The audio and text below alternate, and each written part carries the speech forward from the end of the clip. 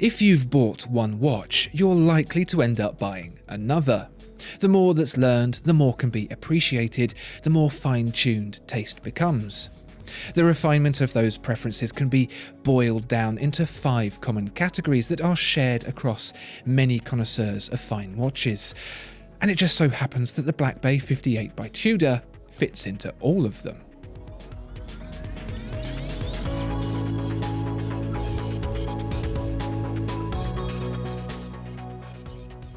Wrists come in all shapes and sizes, and so too do watches, but the aggregate perception of the watch buying community is that there is a diameter a case size should be that is absolutely optimally perfect.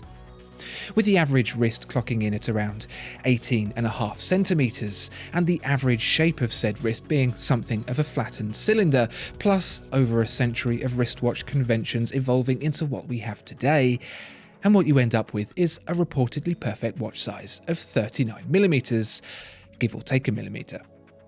For reference, some of the greatest watches ever made were 39mm. The 1957 Omega Speedmaster, for example, and the 1972 Royal Oak. A millimeter either way, and you're talking the 1969 Zenith El Primero and, of course, the Rolex Submariner. This size supposedly balances visual impact with wrist comfort and practicality in an optimal way, and with the original Black Bay being criticised for being a fraction too big, the 58 has been scaled down to exactly 39mm. Combined with equally miniaturised proportions, including a sub-12mm thickness and narrower strap, and the 58 quite pointedly honours the first hallmark of the perfect watch. To look at the Rolex Submariner, it may not seem that much has changed in the watch industry over the past century, but it really has. As well as a shift from technology to luxury, there's also been the revolution of the pocket watch into the wristwatch, and the move into modern materials like silicon, complex alloys, and ceramics. One change you may not be quite so familiar with is the development of the in-house movement. We think of the in-house movement now as the crowning achievement of a watch company, but that hasn't always been the case. Even in the 1970s, a watch manufacturer making its own components was relatively uncommon. Heuer sourced its Monaco case from a supplier catalogue. Rolex imported its calibers from Swiss movement maker Aigler. Even Patek Philippe routinely used movements from the likes of Jaeger-LeCoultre and Le Manye. But technology has changed, and the availability of computer-aided design and CNC machining takes a lot of the grunt work away from the development and production of a watch movement. Not to say it's easy or cheap, most certainly not, but it is more accessible and less time-consuming, leaving the skilled artisanal roles for the decoration and assembly.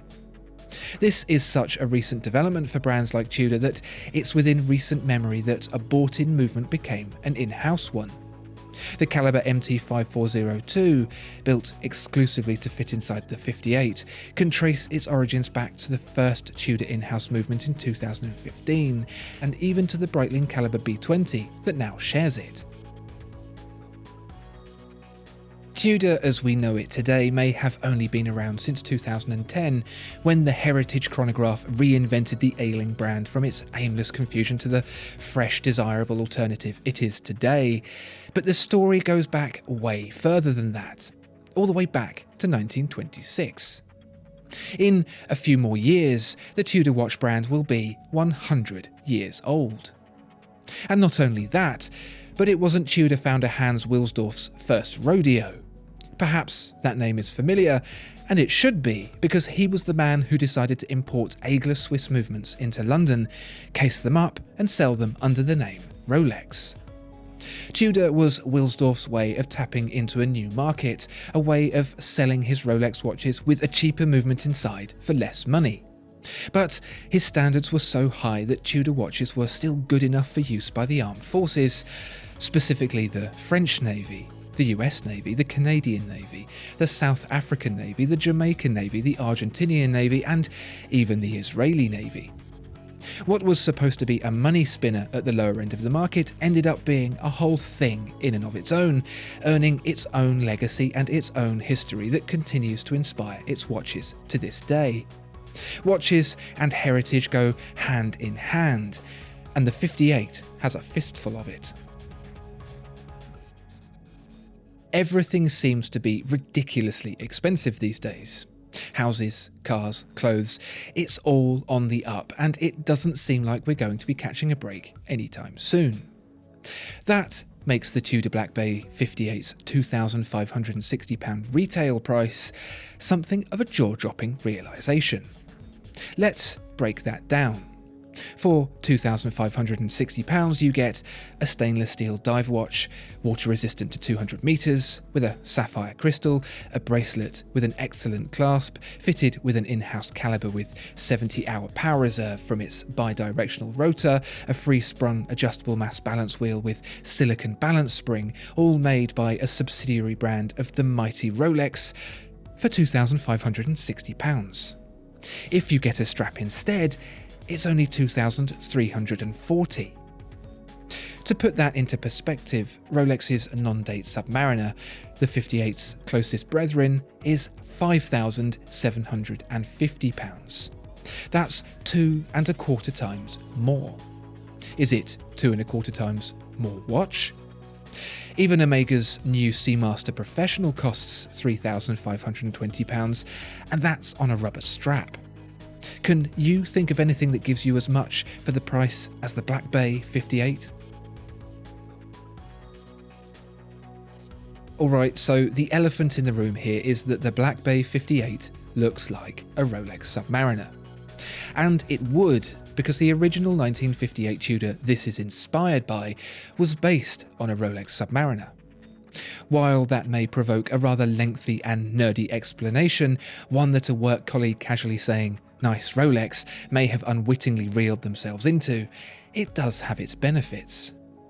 Say, by way of example, that you wanted to purchase a watch that looked like this Black Bay 58 but said Rolex on the dial.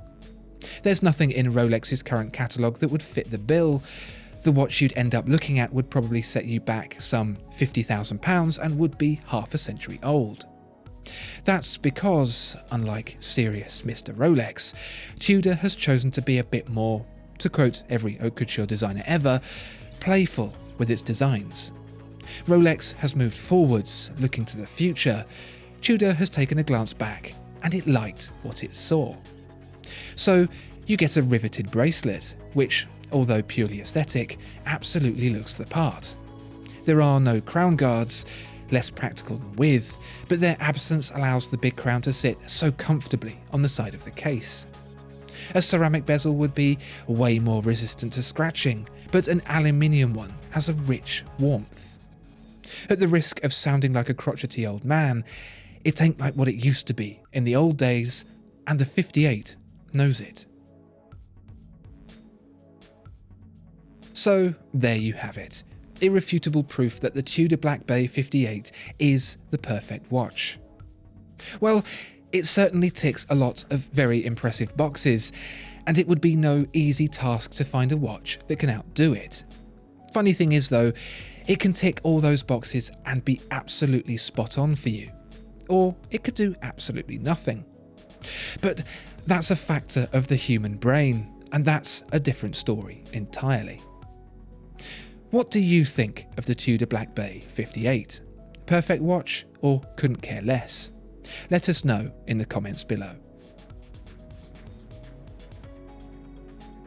Discover more exceptional watches at watchfinder.co.uk.